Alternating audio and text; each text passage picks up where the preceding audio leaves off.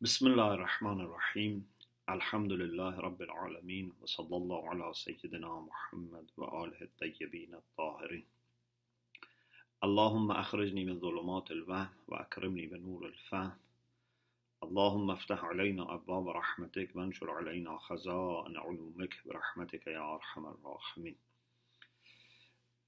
I am today in Winnipeg, and right now I am in Canadian Mennonite University, and inshallah soon I'm going to have some programs here in the university, so I'm not able to have the session with you on Skype, but I have tried to record it and then send you the link. Our discussion today is about Imkan Istidadi, and inshallah if we get time, also about the Mahiyya. As you remember in the previous session, we talked about different types of Imkan. We talked about Imkan Am, Imkan Khas, Imkan Akhas, Imkan Istiqbali, and Alhamdulillah, that finished. First, today we start with the unit on Imkan Istidadi. This is a type of Imkan that if you want to translate it, you can say, for example, potential possibility. But I suggest that you use the term in its original language and remember that, inshallah. As far as history of philosophy shows, before Abu Ali Sina, Avicenna as they call, there was no mention of this issue. Even Abu Ali Sina himself has not mentioned this issue explicitly. There are some traces of this discussion in the works of Avicenna, as inshallah I will explain. But he has not explicitly addressed this issue. The first person that we are sure has addressed this issue explicitly is Sheikh Ishraq, Shahabuddin Suhrawardi, the founder of Hikmatul Ishraq, Illuminationist school in philosophy. If someone before Ibn Sina and up to Sheikh Ishraq has also addressed this explicitly, is not known. So definitely Sheikh Ishraq has explicitly mentioned, and after him other people have addressed this. Definitely Abu Ali Sina has not explicitly mentioned this, and people before him. Maybe someone in between Ibn Sina and Sheikh Ishraq has also mentioned, we don't know. But the traces, the roots, are possible to be found in the works of Avicenna.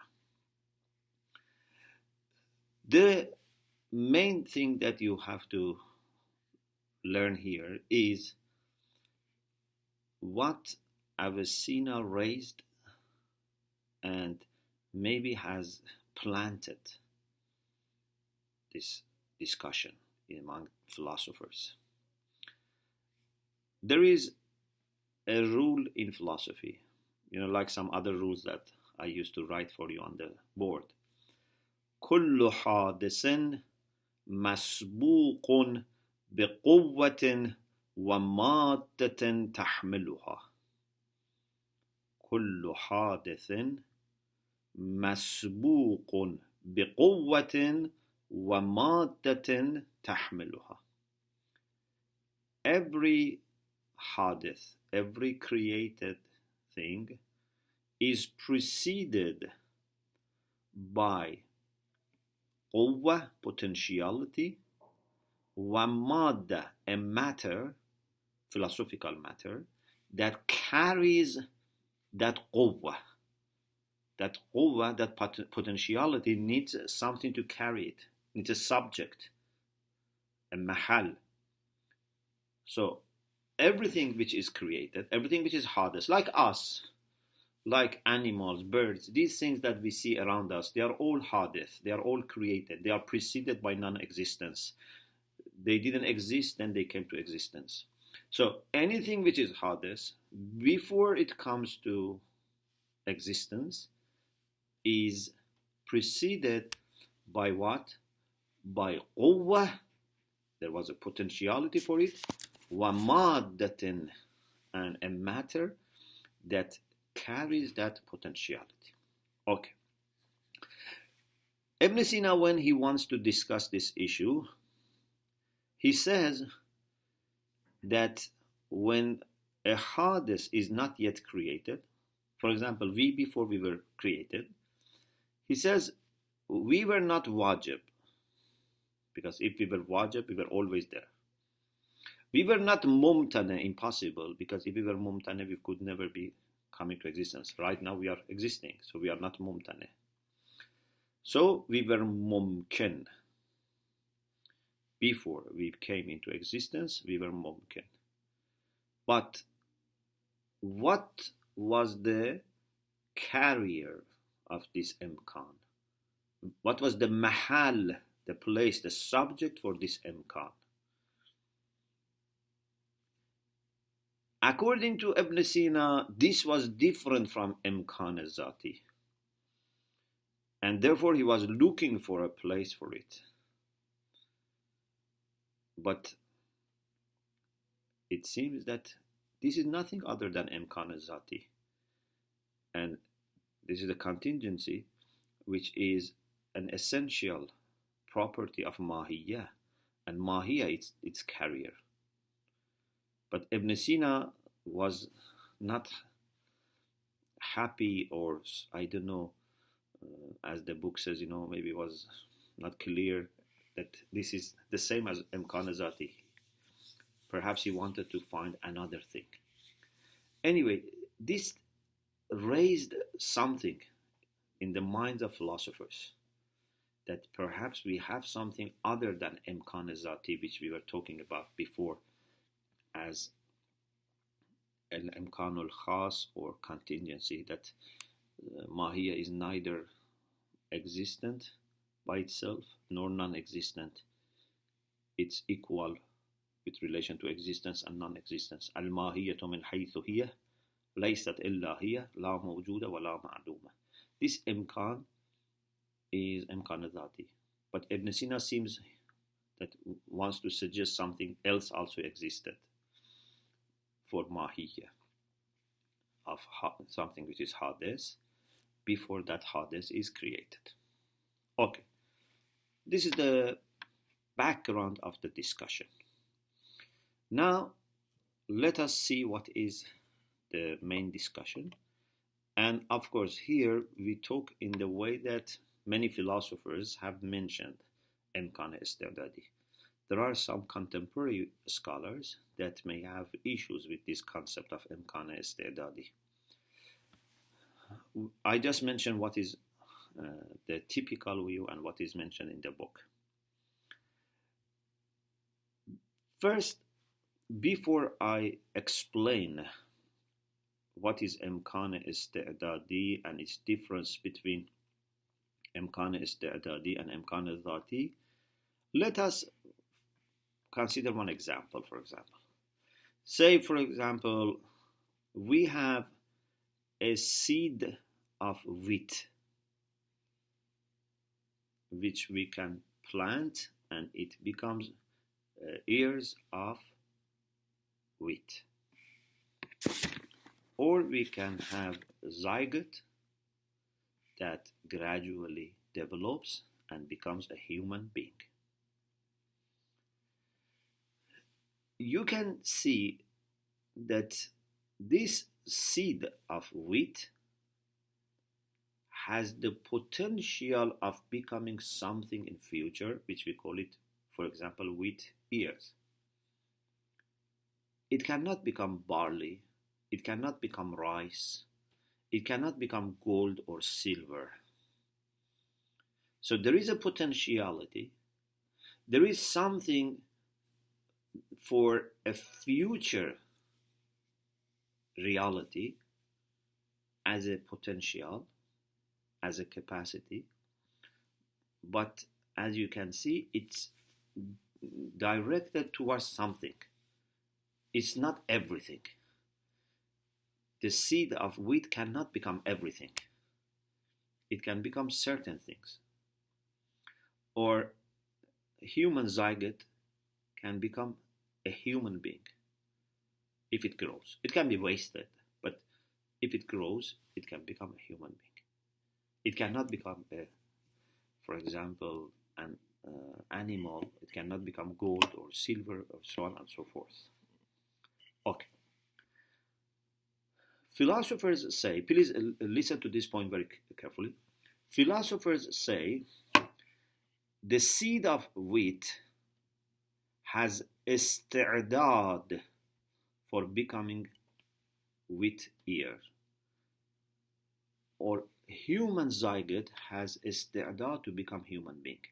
So isti'dad is for what is potentially, what has the potentiality, like seed, like human zygote has isti'dad.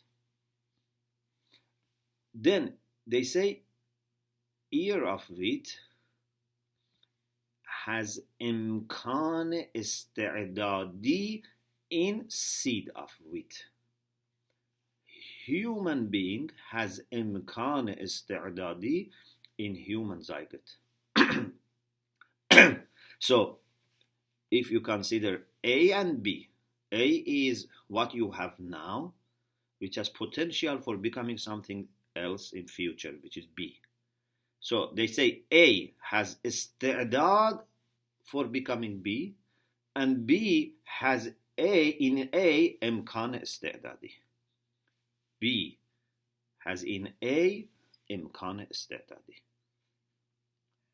So isti'dad is the potentiality of something which exists for becoming another thing. That thing which has not yet come is now mumkin. What type of mumkin? Imkan isti'dadi. What carries that mumkin isti'dadi? The thing which exists, which is the seed of the wheat or a human zygote. Okay. Before we go into the discussion about what is the difference between imkan isti'dadi and imkan zati, there is a mention in the book of imkan wuqu'i. Sometimes philosophers use imkan isti'dadi and they mean imkan wuqu'i. The same, they use them in the same sense as a synonyms.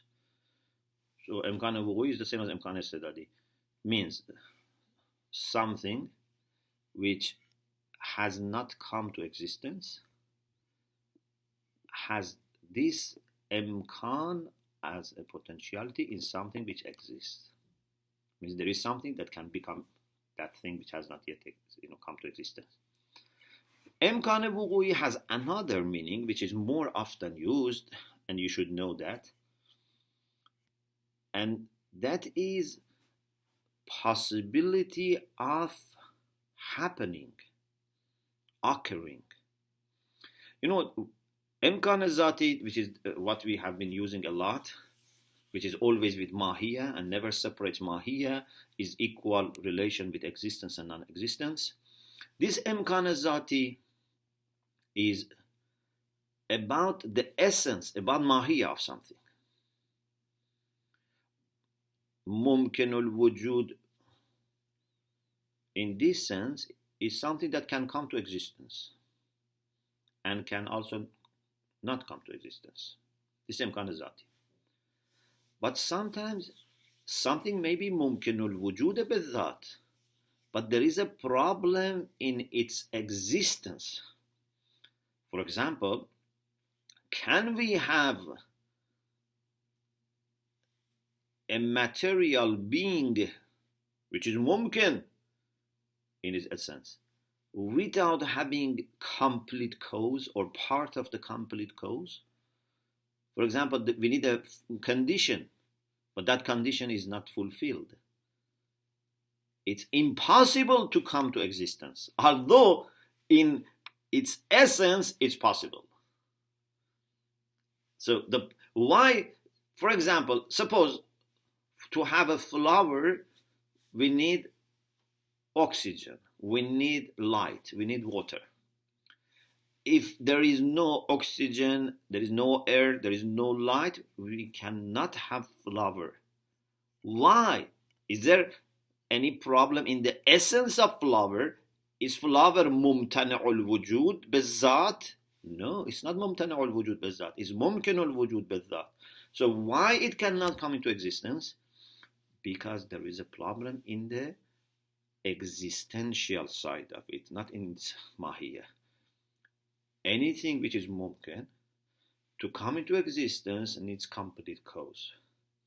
There has to be originating cause, there has to be condition or conditions, obstacles, mawane should not be there, so that everything is complete, then it can be coming to existence. So sometimes something has no imkane wuqu'i, although has imkane zati.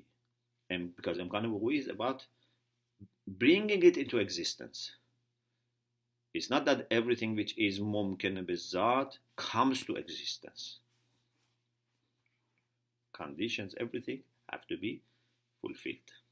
Okay, so this is just something mentioned in the book, and I had to mention it so that you are clear about imkane wuqu'i. Now let's go back to the discussion about imkane istidadi. So, what is imkane istidadi? If you listen the next few minutes, the whole discussion hopefully will be easy.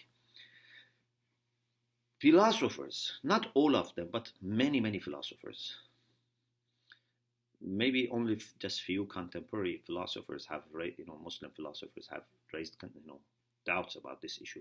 But many philosophers have tried to say that when something has the potentiality of becoming something else, there is a reality in this, a kind of mahiyya, a kind of accident, araz, that exists in this, in addition to this thing itself, that leads towards what is going to come. In the seed of wheat, not only we have mahiyya of this seed, we have an accident, araz, an accident that is for wheat ear. And this is becoming stronger and stronger when we move towards that. For example, we have to go through 10 stages. In each stage, it becomes stronger and stronger. And they say this is different from imkane dhati. Imkane dhati is something that is not existent outside by itself. As you know, imkane dhati is one of the ma'qulat thaniya falsafi, secondary philosophical intelligibles. Ma'qulat thaniya falsafi, we have said again and again, any ma'qulat thaniya, now we are talking about philosophical ones, is not existing independently. We have to do intizar, we do abstraction, we reflect on mahiyya and take from it the concept of imkan. Imkan by itself is not something next to its parts. For example, insan is haywan natiq. Haywaniyya is part of its mahiyya. Natiqiyya is part of its mahiyya. But what about imkan? Is imkan also jins or fast? No. Imkan is a quality that mind finds in this. A property, a characteristic that mind finds in this. Like zawjiyah for arba. To be even for 4. To be even is a property, a characteristic for 4. But it's not part of its mahiyah. Okay. Now let us see what are the differences between imkan zati and imkan istidadi. But just to make sure that we are all on the same page, I repeat what is imkan zati because this is the basis. Imkan zati is what we have been discussing a lot, and in the previous session we said that they call it imkan khas. It is contingency. It's being equal in relation to existence and non-existence. It's something which is with mahiyya and never separates from mahiyya. Any mahiyya always has this imkan zati. Even if it's existing, it has this imkan. And this is why it always needs creator. It always needs originating cause.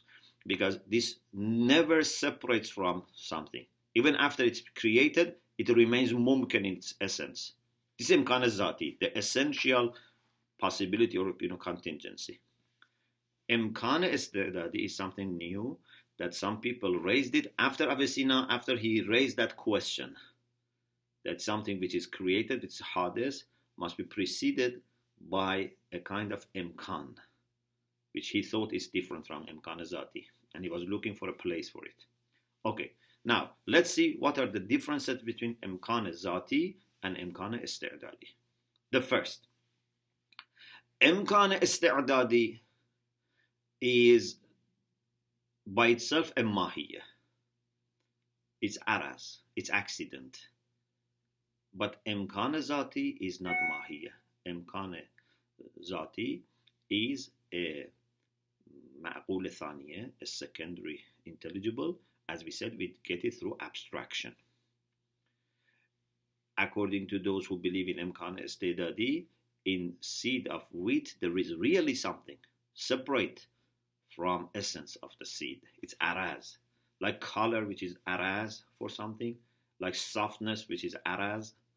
So there is also something as araz, as accident, for that seed that is for the wheat ear, the potential for that to come in future. So this is the first difference. The second difference is that imkan zati is the main thing, is the basis. We have to have something, then in that thing there is imkan zati, and imkan istidadi is a kind of secondary thing, a kind of derivative. It's accident that comes and belongs to mahiyya. But the main thing is that we should have something that accepts this imkan istidadi, and that thing has to be mumkinul wujud. It cannot be mumtani'ul wujud. And of course, it is not also wajibul wujud, because wajibul wujud has never, any potentiality. It's fully actual.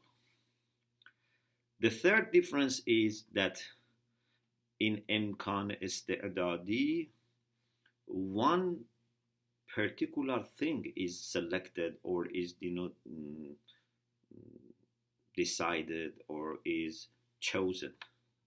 For example, we are saying a seed of wheat has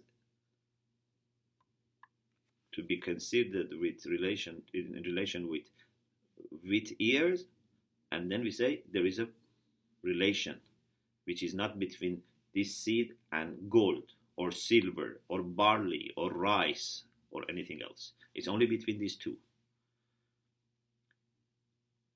And this is different from imkan zati.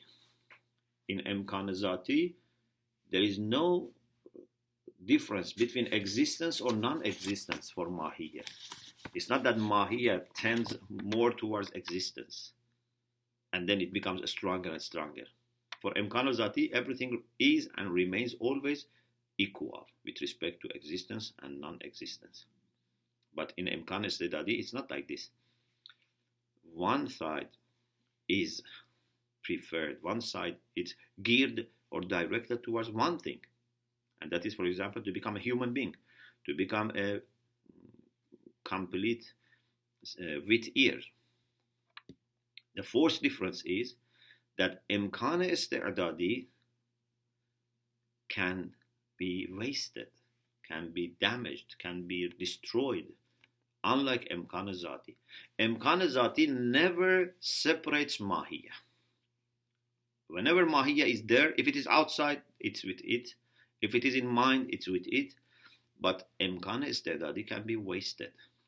For example, we may have human zygote, but then it becomes affected by some microbes, that it can never become a human being.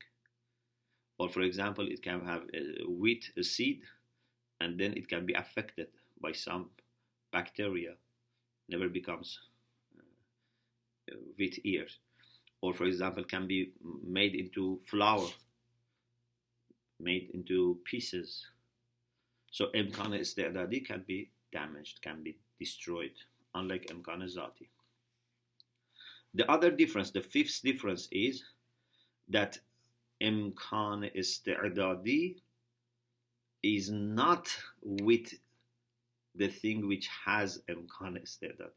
You remember in the beginning I said, please remember this point, A and B, seed and then ear or zygote and human being. I said B in A has Imkan Istidadi. A has potential for B, and B in A has Imkan Istidadi. Therefore, Imkan Istidadi for B is not in B itself, it's in A. And therefore, if A is damaged, B loses Imkan Istidadi. But Imkan Zati is in everything. Insan has its Imkan Zati. Faras has its Imkan Zati. Elephant has its Imkan Zati. Wheat has its Imkan Zati. Everything, its Mahiyya is the subject for its Imkan Zati. But for Imkan Istidadi, you look for something else which has the potential for becoming this thing. So this is the fifth difference. The sixth difference is, and this is something that they very much actually highlighted, is that Imkan Istidadi can become stronger and stronger, or can become weaker and weaker. For example, you have a human zygote. This goes through different stages of development, like for example, alaq, muzq, then bones take form, flesh and blood, all these things come, all different organs. Little by little, it becomes stronger and stronger. But Imkan Zati doesn't have different degrees of strengths. You don't get closer and closer to existence. Say now we are getting closer and closer to existence. Either it's existent or non-existent. It doesn't make any difference for Imkan Zati. It's always remaining the same. Okay, so this is the discussion about Imkan Istidadi. So according to many Muslim philosophers and some non-Muslim philosophers, when something is yet potential and has not come into existence, in the thing which carries the potentiality for this thing, there is an araz, there is an accident that is directing that thing towards this second thing which is going to come in future. The next unit or lesson is about Mahiyya. What is Mahiyya? We have talked about it many times. Mahiyya is a kind of short form of Mahuviyya. When someone asks, what is this thing? Ma huwa fi dhati. What is this thing in its essence? The answer is Mahiyya. So whatever you explain as a definition by referring to the essence of it, to its gems and fasl, that is its Mahiyya. Philosophers say that our mind, when deals with things, has the ability to distinguish between their whatness and their existence. In Farsi, we say chisti and hasti. Chisti is whatness. Hasti is existence, being. Sometimes we, for example, talk about circle, triangle, a square, and we want to understand what they are. We are talking about their whatness, their mahiyya. Sometimes we are talking about whether they exist or not. That is their existence, their being, their hasti. These are two different questions. Related, of course. What they are and whether they exist or not. These are two separate questions.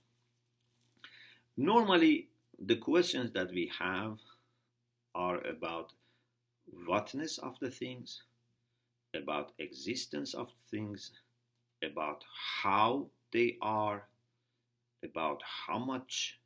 Sometimes we ask about quality, sometimes we ask about quantity. So we can have many questions about things. But according to experts in logic, according to Muslim logicians and philosophers, there are three major questions. And all questions which are philosophically significant go back to these three major questions. They call them matlabu ma, matlabu hal, matlabu lim. It's not in the book in this way, matlab, but in the book says question. Sometimes question is question about ma, sometimes it's about hal, sometimes it's lem. So please listen carefully. Matlabu ma, when the question is about ma, something that is expressed by ma huwa, for example. They say ma or what is one of the two, shariha or haqiqiyya. Ma ash-shariha, ma which is ash-shariha, is when we don't know whether something exists or not, or we are not considering its existence. We just ask about a mahiyya. For example, what is jinn? What is chance? One of them exists, the other one doesn't exist. But you see, we can ask a similar question. This is when we are concerned about understanding the meaning of jinn, the meaning of chance. We are not yet sure, or we are not yet concerned about its existence. We want to understand what it is. We call ma ash-sharaha, ma-sharaha. So it's seeking definition, seeking linguistic explanation. So you want to understand this term. But ma al-haqiqiyya is when you know something exists and you want to understand it. Is it different? For example, there is light in the room and you want to understand what is this light. Or there is electricity, you want to understand what is electricity. You know that exists and you want to understand it. This is very important. So we are talking about a reality, not just a concept, not just a notion. So this is called ma al-haqiqiyya. So ma is either ma ash-sharaha, when we ask about whatness and regardless of existence, its existence is not known yet to us, and ma al-haqiqiyya, which whatness of something that exists. Then we have hal, and the questions which are asked by hal, we call them haliyya. Haliyya al-basita, haliyya al-murakkaba. Haliyya al-basita is about existence, and the answer is yes or no. هل الإنسان موجود؟ هل الجن موجود؟ هل الملك موجود? Does human being exist? Either in general or a particular person. Does Zayd exist? Malak, angels, jinns, these different things that we ask about their existence. Hal al-murakkaba, which is compound, is not about existence or not. It's about a quality. For example, we say, Hal Zaydun katibun? Is Zayd a writer? We don't ask, is Zayd existent or not? We ask about something for Zayd, a quality, something for Zayd. So this is called hal al-murakkaba. And the answer for hal al-murakkaba is not about existence or non-existence, about having a quality. The third question, the third type of question is expressed by lem, which is lema. Lema, why? Lem is either lem thubuti or lem ithbati. Please remember, this is a very good distinction. Many times it can be useful. Thubut and ithbat. Thubut means about reality. We are talking about reality. What is there, what is not there. Ithbat is to prove. So sometimes when we ask about something, we ask about its existence, and sometimes we ask about how to know it, how to prove it. Thubut is about existence. Ithbat is to prove, to know. These are two separate things. So one is existential, the other is epistemic. So lem can be lem thubuti, and that is when we ask about the cause for something. Lem can be ithbati when we ask about the reason. Reason is different from cause.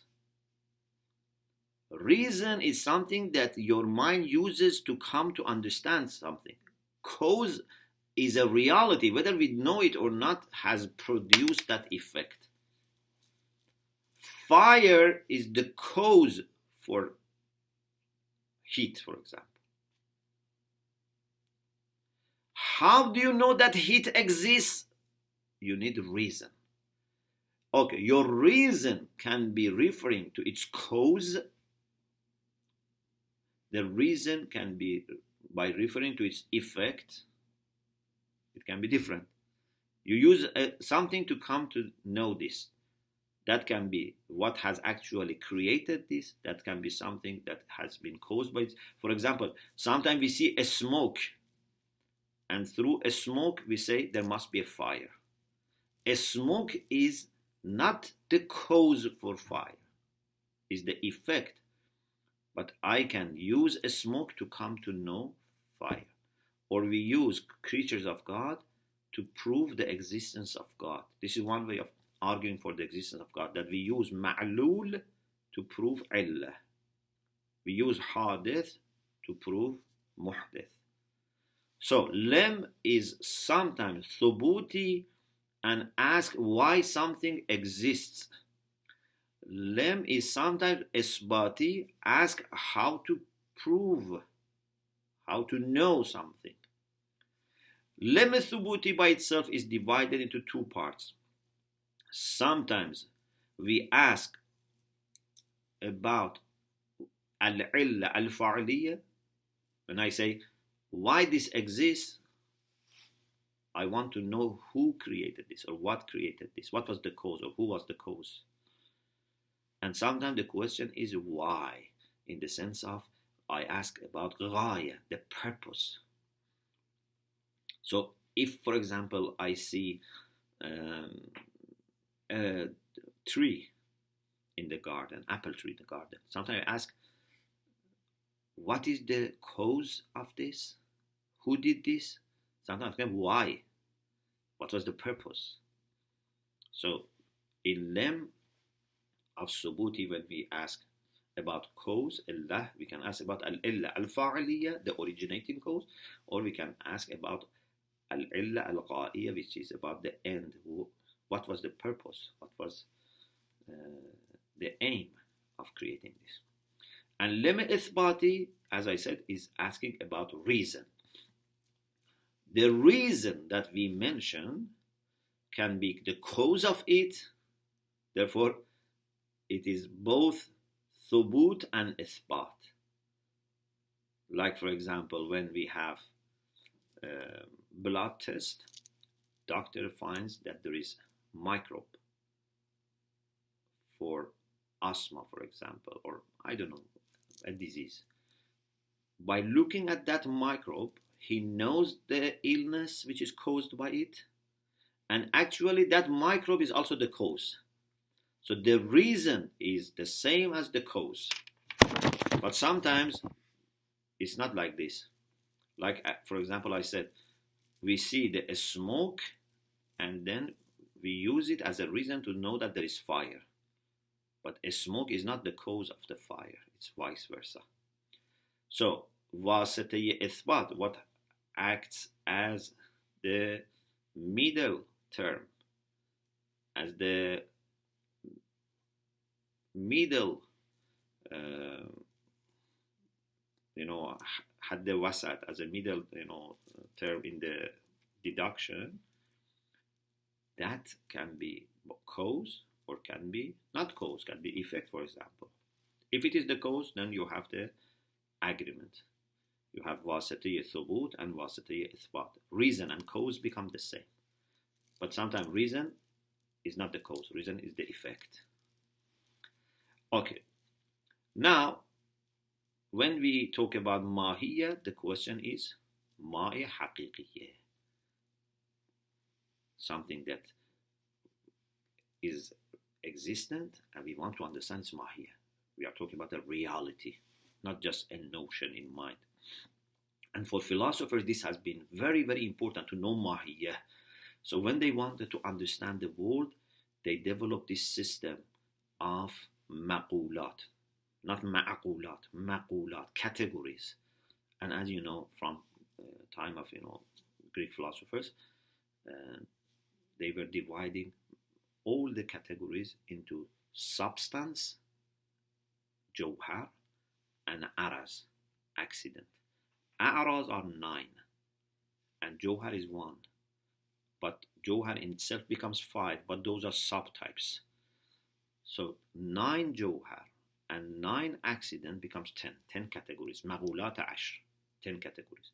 There are discussions whether we should accept all of them or not, but this has been the main idea among philosophers, Muslim and non-Muslim philosophers, for centuries.